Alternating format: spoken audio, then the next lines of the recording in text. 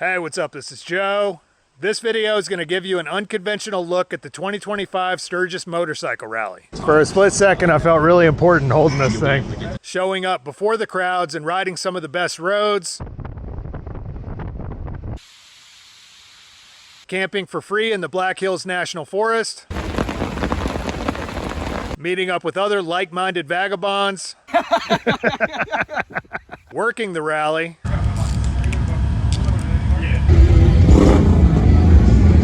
And checking out some truly awe-inspiring motorcycles.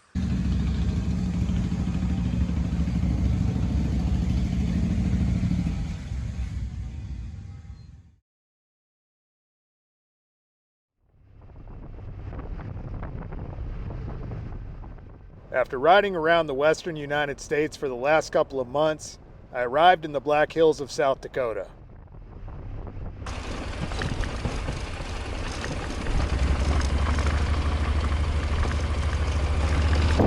The Sturgis 2025 Motorcycle Rally was still a few weeks away, and I wanted to decompress, finish up some videos, and enjoy the Black Hills before starting work.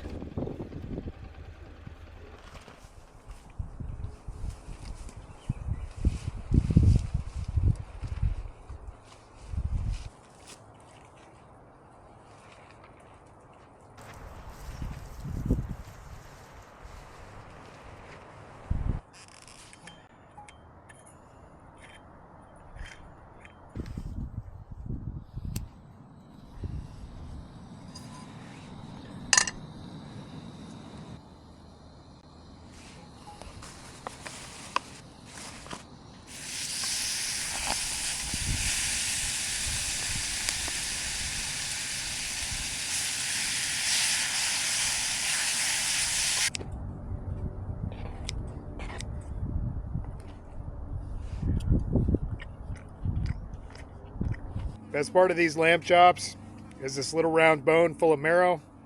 Cheers.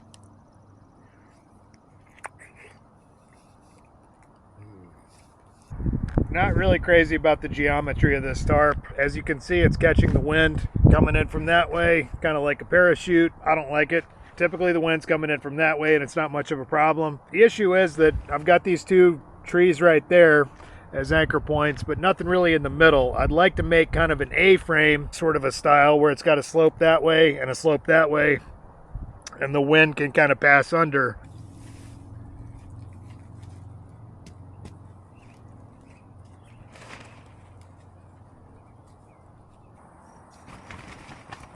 That ain't going anywhere. One of the nice things about being a vagabond is it really frees a person up to concentrate on the important things in life. All right, studying another foreign language. Had absolutely a lovely time last year in Indonesia.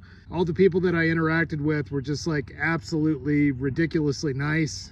I studied it a little bit prior to going last year, and really enjoyed it. It's a cool language to study. This winter I am tentatively planning on going back. Probably spend some time in Bali and maybe a couple other places. And my intention in picking up this book is not necessarily to become fluent in Bahasa Indonesia, but simply to study it and have a better time when I'm over there. I'm sure I'll have a lot of embarrassing moments and some cool moments too when people are super happy that I took the time to learn some of this stuff. It tends to make for a really good experience.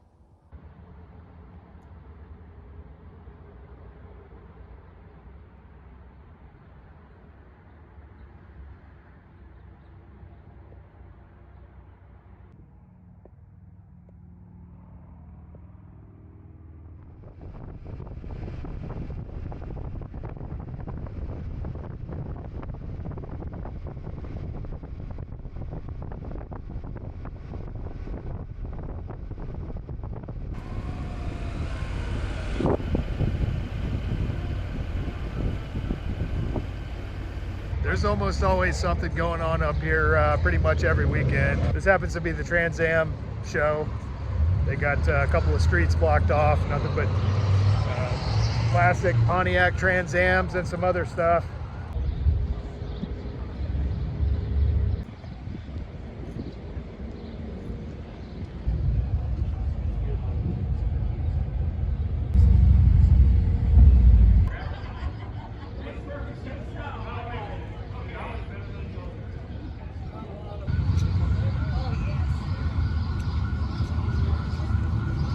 there's kind of a wacky Ghostbusters car. This is what I need, really. Lay down the seats, put a mattress in there.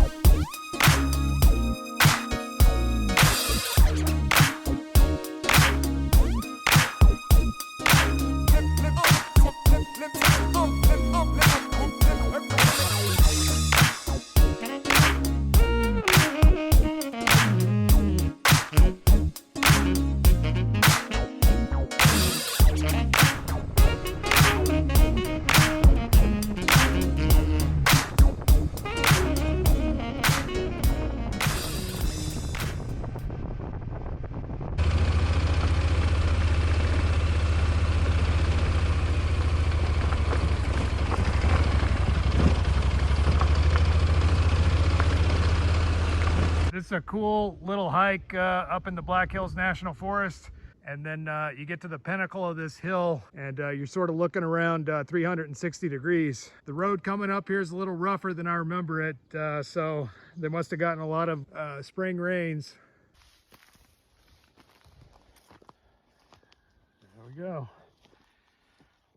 And we are exactly on the tippy top of this little hill up here. I was just taking a leak and saw this string and remembered last year I tied that milk crate and threw it off the side of the cliff so I could retrieve it. So this makes a good sort of storage container slash table. Totally forgot about it, but the string is holding up well.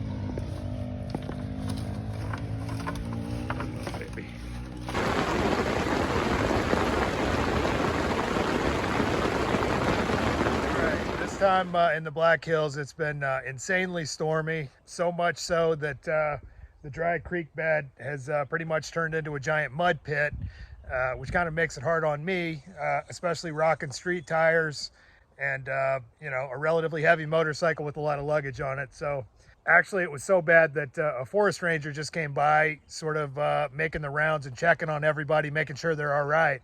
But it got so windy last night that it liked to have collapsed my tent. And so I had to like sit in there holding up one wall of my tent like that, and then throw a leg up like that and hold up the backside. So I woke up this morning and looked out my tent. All my trash is scattered all over the place and my bike is laying on its side. So that was the first thing I had to do this morning, was pick that girl up. There's only so many rains that can happen like that before this dry creek bed turns into a rushing torrent. So before that happens, I'm gonna go ahead and hightail it over to the other side of the creek, and found a nice spot out there. I got my tarp set up already, so it's just gonna be a hell of a lot more convenient. It's really stressful being in the woods, not knowing if you're gonna be stuck there for possibly an extended period of time. Luckily, my buddy Ted is on the other side of the creek with a pickup truck, and he actually came and gave me a ride to the store this morning. So anyway, what I'm gonna do after I get all this stuff packed up, I'm gonna have Ted come over here with the truck. I'm gonna take all the stuff off my bike, all the extra weight, and just load it in his truck. That way, it shouldn't be a problem getting across that mud puddle. Thanks, sir. You gotta wear your jacket. Yeah. Okay. I'll follow behind you. All right, wish me luck.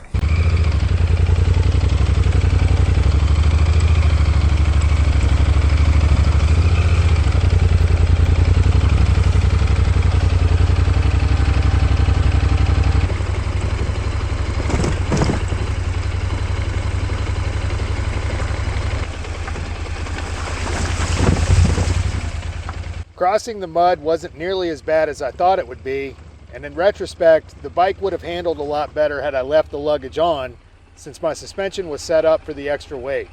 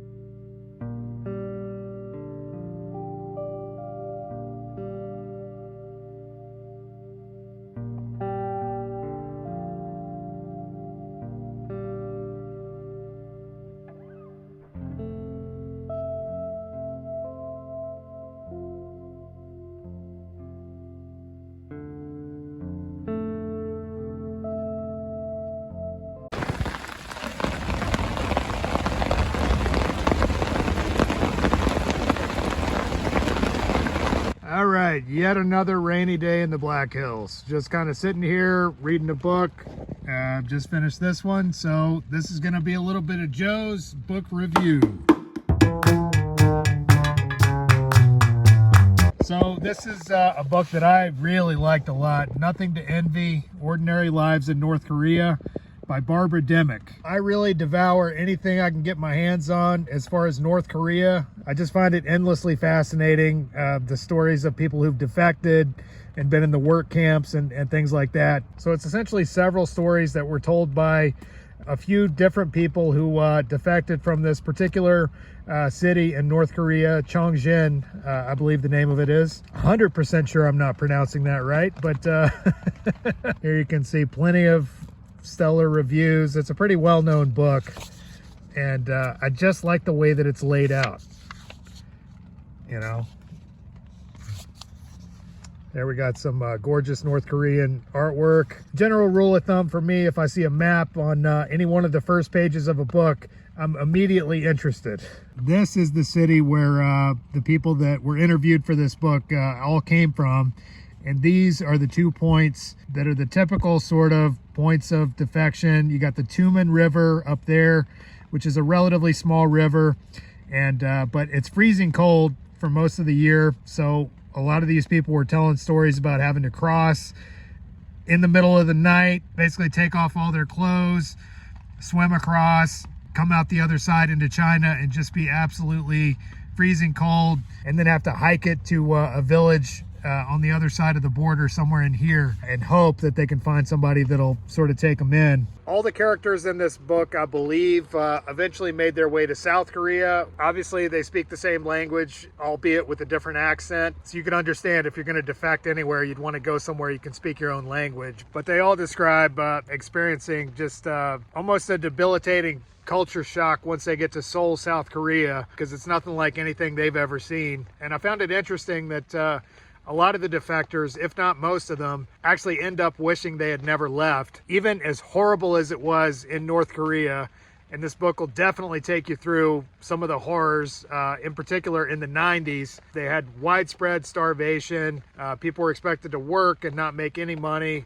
There's like nothing to eat. If you want to read more, you can pick up the book. But here in the West, like we can't even comprehend like what these people had to go through, you know. And so I find it interesting that it's so difficult for a lot of them to assimilate into South Korean culture that if they had the choice, probably a lot of these people would go back. Of course, it's not really an option, because if there's one place you don't defect to and then come back, it's South Korea, which is next to the United States, the sworn enemy of North Korea. For one of these defectors to return to North Korea, they'd be looking at a lengthy sentence in a work camp at a minimum. And if just the civilian conditions are bad, a couple of the books that I've read about the work camps are even worse. I mean, unbelievable.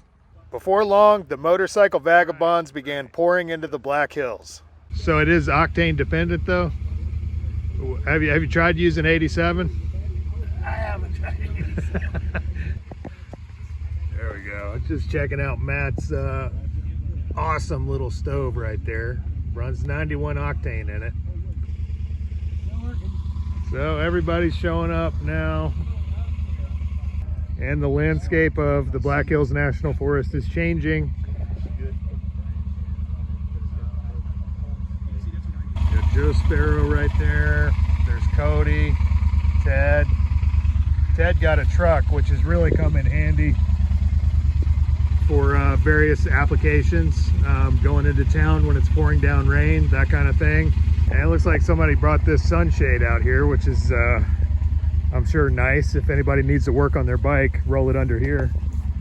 So we got it pretty good out here in Camp 5. Cody, you got the smallest tent I think I've ever seen in my life. This is crazy.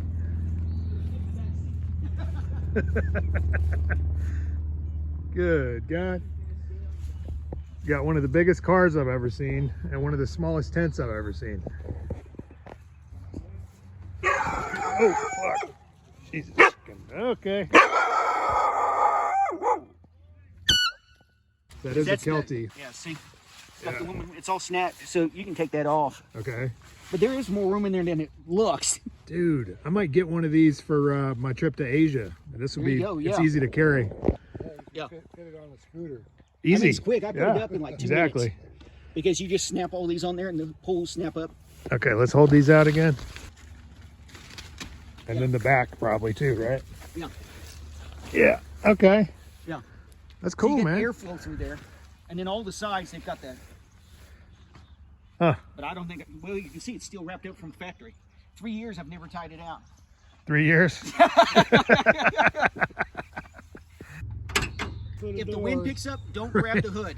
It will throw you up over the car. I learned that the hard way. Oh yeah, look at that. She's clean. Man, it is clean. Yeah.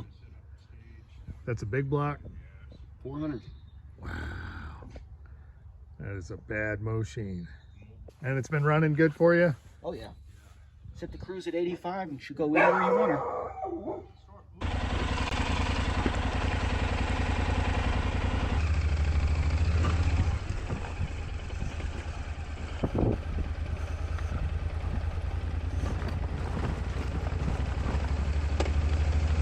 Invariably, right about the time I get to Sturgis, I'm due for another oil change. And since I knew from experience I damn sure wasn't going to feel like doing it right after the rally, I headed over to the Honda dealer in Spearfish where I picked up the oil and filter, then changed it in the Walmart parking lot.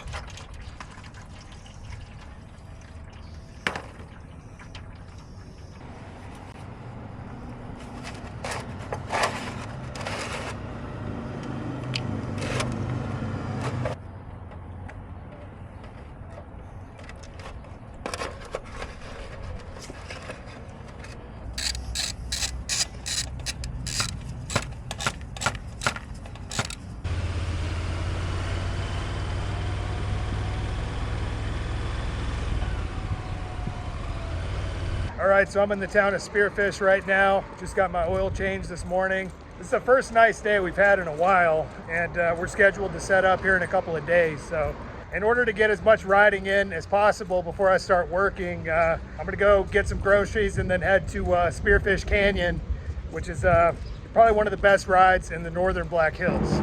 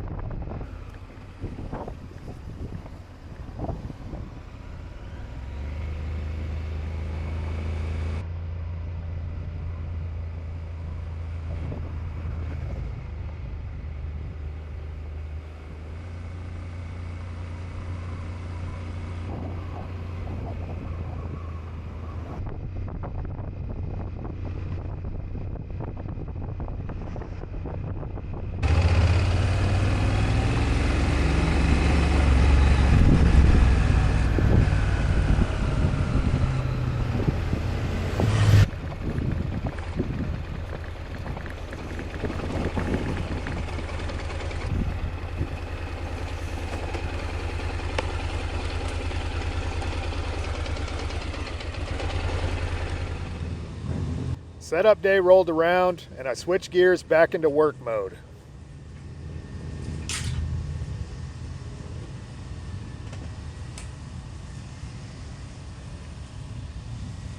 So I smashed my thumb doing my chain and sprockets and accidentally caught my thumb between the chain and sprockets. Not a very smart thing to do. Just didn't have the lock.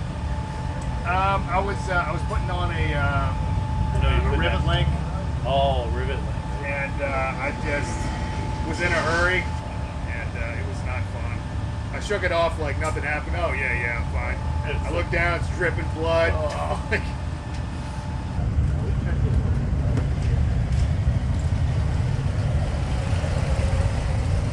My wife did just 60,000. oh yeah, she rides. Oh yeah, she rides. Really? She knows what she is every minute. She rides really good. She rides safe. That year range. Beautiful. So it's a Okay. little different, but same overall concept.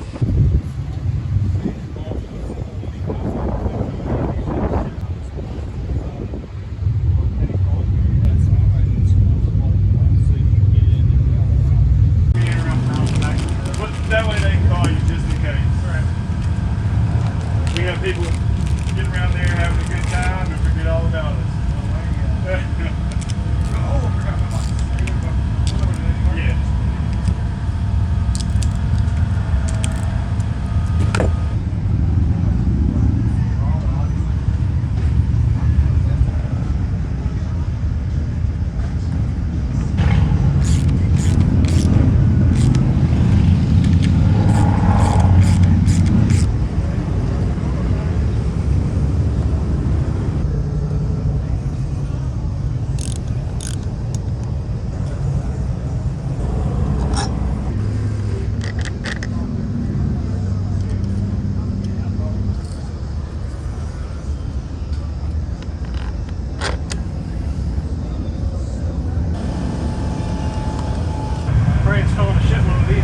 Oh yeah.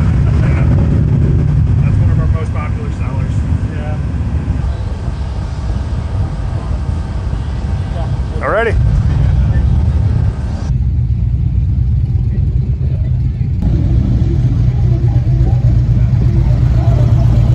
I took advantage of my J&P discount to have a new set of tires installed. I waited until we had a lull in the action and carried the loose wheels over one at a time. What's the more? It's solid. All right, come through. Yeah. Okay. All right, let me lift up. After work, I headed over to Main Street to check out the utter debauchery which is downtown Sturgis during the rally.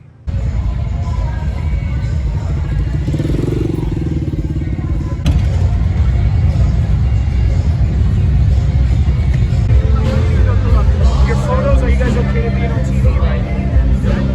On TV.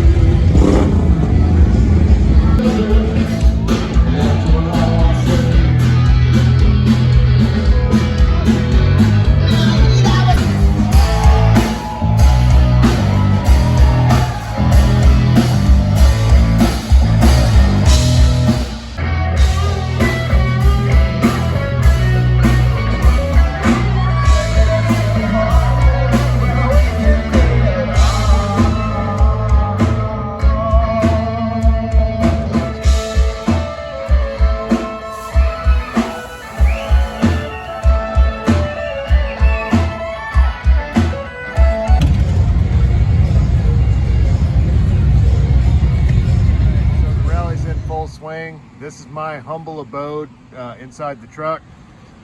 Basically, we've got this salon area right here where we eat lunch. It's where I eat my dinner. And I sort of climb into bed like that. And it's actually pretty soft. I sleep pretty good up here. But last night I woke up at 3 a.m., couldn't get back to sleep. Went and got a shower and yeah, just getting ready to start the day. I broke down and bought an actual full-size pillow just because I was kind of having trouble sleeping, and the only pillowcase was this like red satin type of deal.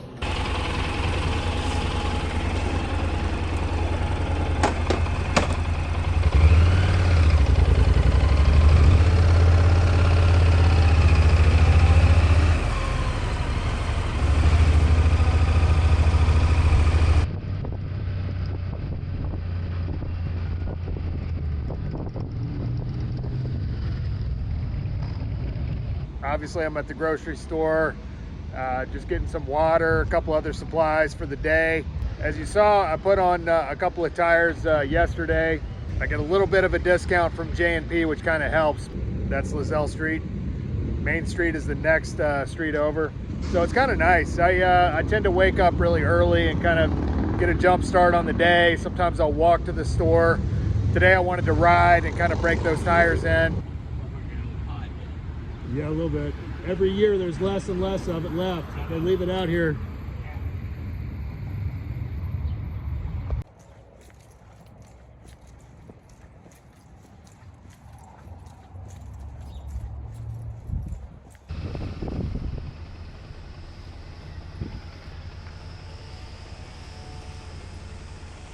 I'm rocking these Dunlop Sport Max GPR 300 tires. It was about $250 for the set with the little discount that I get from J&P. Not a bad tire. I like getting the cheap ones simply because I have a tendency of picking up nails and stuff like that. And while I've ridden on plugs many times, carrying the kind of load that I do, I'm just a little wary of riding plugs for long distances with that much weight on them. Actually, I talked to the guy in the Metzler tent, and he said that when you're riding on a plug, essentially your load rating goes to 0. Whether that's true or he's just trying to sell extra tires, you know, maybe a little bit of both, but I'm paranoid about it. I burn through tires pretty quick. And, you know, also I like that new tire feel. Again, carrying that much weight on the back, you tend to develop a tire cupping issue. Particularly on the back wheel. Always happens no matter what tire I'm running.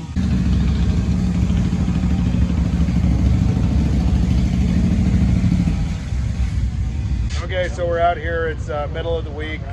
Today's Wednesday. We stayed pretty steady up until like Monday, and then Monday and Tuesday were a little slow. So we've had a couple of pretty substantial projects. So this is a Lowrider S Road Warrior fairing, which is kind of my specialty, I guess, if you will.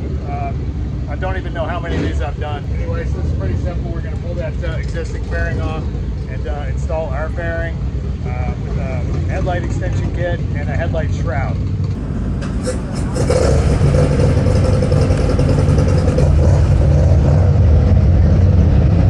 Hey, Hill Dog. Yeah.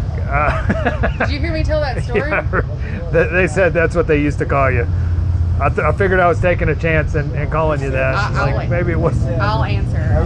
They asked, did she say it was okay to call you that? I said, absolutely not. Oh, really? That's what you said? No, What'd you call her? Hill Dog? Yeah, I said. Yeah, you're welcome. You have to ask.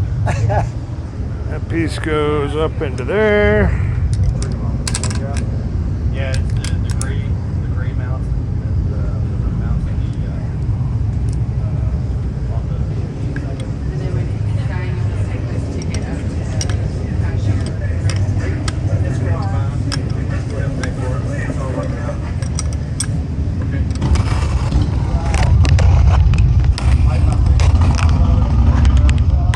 Hi. Hi, I have a question. Yeah. I was told to come see if you have the one that I need on your truck.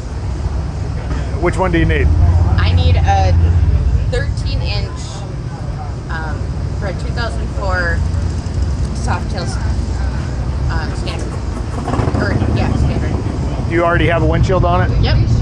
Okay, you're just looking to replace it with a 13-inch? Just Okay. too tall. And you talked to J&P already? Yep. They said to come see us? Yep. And then we might have it on the truck? Yep. Okay. Give me just a couple minutes and I'll Yeah, check you're on fine. that. Can I sleep in the shade? Of course. Do you want an ice water? No, I'm good, thank you though. Okay.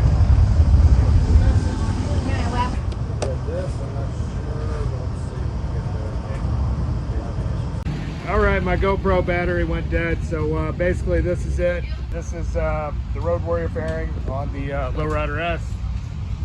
If you've been following this channel for a while, you've seen me do these, plenty of these in the past. All right, not one, not two, but 3 takeoff tires. This is a very enterprising individual right here. I'll show you. Oh, wow. That's what I make with it, but Really? I've been making them for 9 years. Oh, wow, awesome. Take them to swap meets mostly. Yeah, Daytona Bike Week. okay, Sturgis. okay. swap meets. I donate them every once in a while for benefit rides, auctions. Where can people find you? I cannot ship them. You don't ship? Cannot ship them. Yeah. I got to make the boxes in order for me to transport them. Right. Right. Anything laying on top of it, Yeah. it'll mess up the handle. Yeah. Those are freaking cool, man. Of course, you're using Dunlop Harley tires. Yeah, Yes, sir. All right. That's what I mainly use, the Yeah. 402Ds. The vast majority of the motorcycles at these larger rallies are modern production bikes with a few mods here and there, but every once in a while you get to see a truly inspiring piece of motorcycle art. In this case, a knucklehead chopper built by the late great Indian Larry, a former heroin addict and convicted bank robber who eventually turned his life around and established himself as one of the premier chopper builders of the 90s and early 2000s. He spoke of building and riding motorcycles as a spiritual experience, and his designs display an old-school aesthetic using complex fabrication techniques with an obsessive attention to detail. Tragically, Larry passed away in 2004 during a motorcycle stunt gone wrong, but his memory lives on at events just like this one.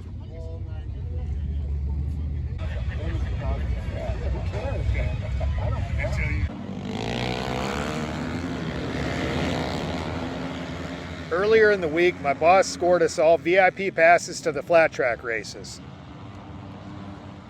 The Memphis Shades sponsored rider Dan Bromley was running in both the Super Twins as well as the new adventure bike class. Here's the adventure tracker class.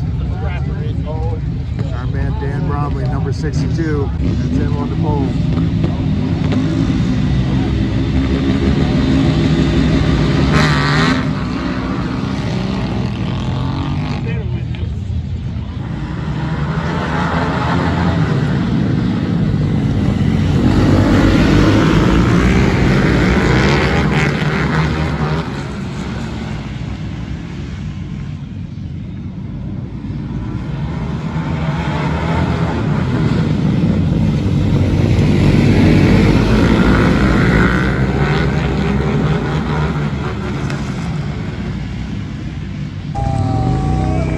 Mike Dixon will be out there too. He might already be out there.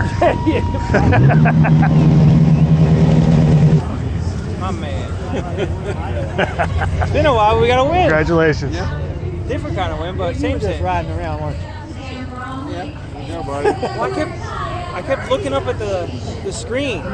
Every time I come in here, I'd see me, and then I'd see a big old glob of people, and it was like every lap would be like a little more, and then I'd see like it was a delay. So when I came by the finish line here, I'd see me go by the finish line and nobody. I'm like, oh, okay, I'm okay. Yeah. And I started peeking back, and I just really, I won because I still got. I was talking to Ronnie Jones, and I turned around and I said something, and I looked around, and he gapped everybody.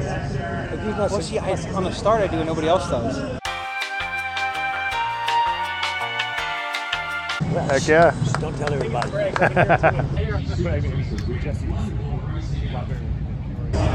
What did you get 2 trophies? One goes to the team. I'm the team. Oh. I really you get a team trophy and a ladder trophy.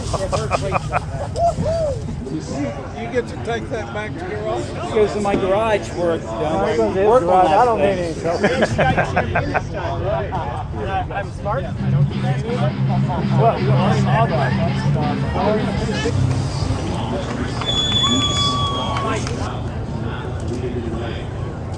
Thank you so much. Thank you. Dan's got to go race the other thing. Yeah, we're going to walk over to You want me to carry that for you? I got it. Okay. Yeah, you can carry it. Okay.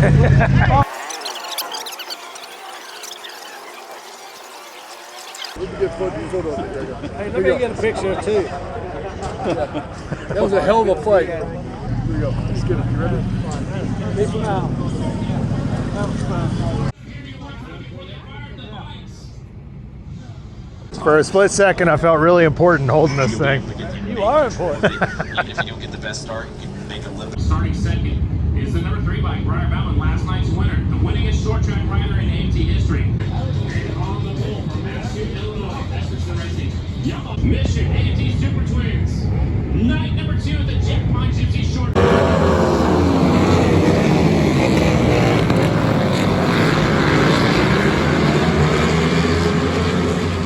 a highly competitive race.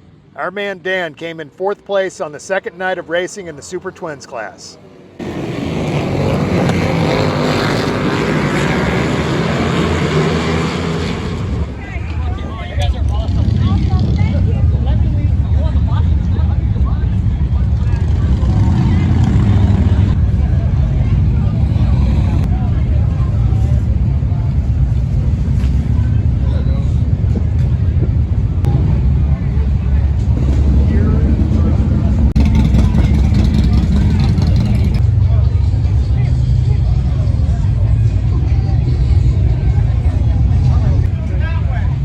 Thanks.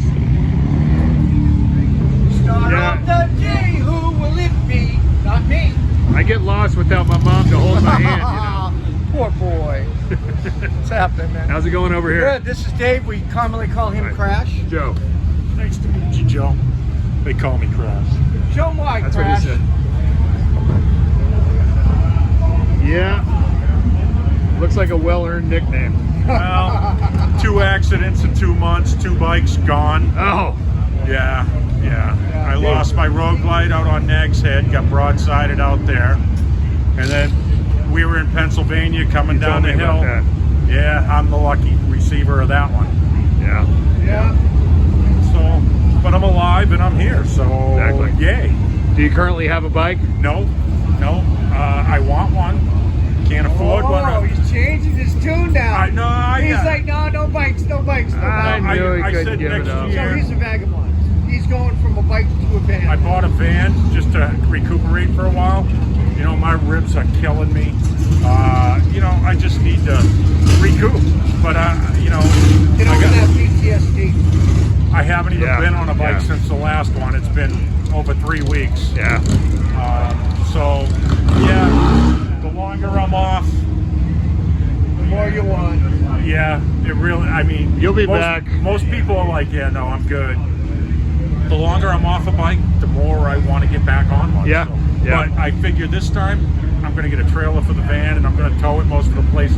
I'm getting too old to bounce off the pavement, man. Yeah. And I got up and walked away from 2 serious Yeah. accidents in a row within 2 months of each other. Yeah, good times. Good times. Yeah, I'm good for about a month without a motorcycle. Then I start getting withdrawal I don't symptoms. even get Oh, that. I've had them. I don't even get that far. I've had the shake since I've been here, man. I just, want to go ride some of these roads. I get halfway Right, through a right. 10-day rally and I start planning my exit. Yeah. My routes where I'm going. Oh, dude. It starts. Dude, I've been here for like Starts pounding. I've been here for like 6 weeks, and I'm like, as soon as the rally ends, I want to get back on that bike and hit the road. Yep. Well, I got to fly back to Massachusetts and get the van Okay. and deck it out a little bit so I can live in it for a while. Because I'm not stopping the road trip. No way Yeah. in hell. I love being on the road. Yeah, me too. It gets in your blood It after a is. while. Yeah. And so, like I said, I'll get a trailer eventually, or Bob decides he wants a break and buys a trailer. I told him he can throw it on the back of my van. Yeah. That'll happen. No, I know it won't. I know you better than that. So do you have any kind of like a social media following? I've got about 7,000 followers on TikTok, Okay. and that's about it. What's the Tell name of me your what it- TikTok? Tell 'em what it is. What? Tell them what it is. I don't even remember. Dave is alive. Dave is alive. Dave is alive.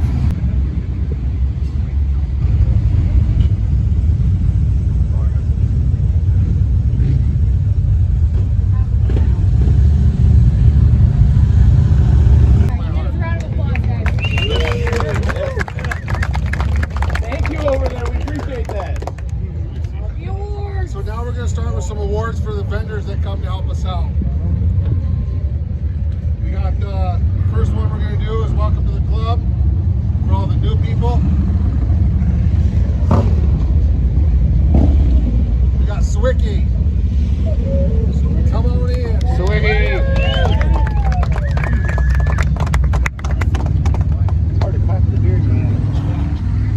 All right, it's about 6 a.m. on Saturday. Looks like a bunch of people are already starting to pack up. We're gonna work for about a half a day and then go ahead and start tearing down.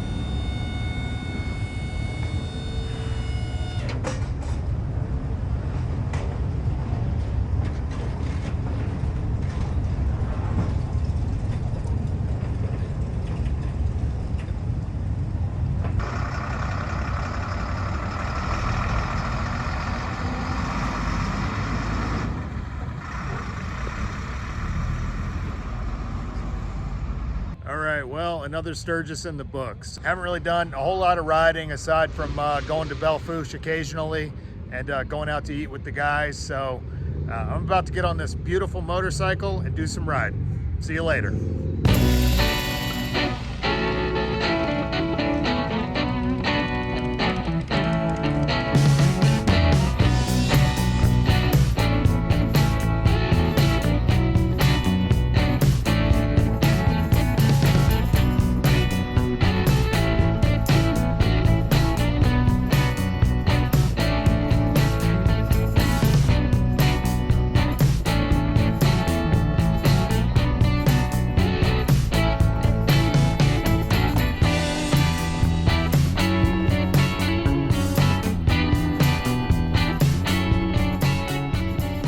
I hope you enjoyed that video of the Sturgis 2025 Motorcycle Rally. As usual, I was too busy working to really do much editing, so I appreciate your patience in waiting for this video. Also wanted to issue a special thank you to everyone who came by the tent to say hello. Really enjoyed seeing everyone, and thank you so much for the support. With that being said, if you enjoyed this video, please hit like and subscribe. And as usual, I've included an optional donate link in the drop box for anybody that might like to contribute to this project. Otherwise, thanks for watching, and we'll see you on the road.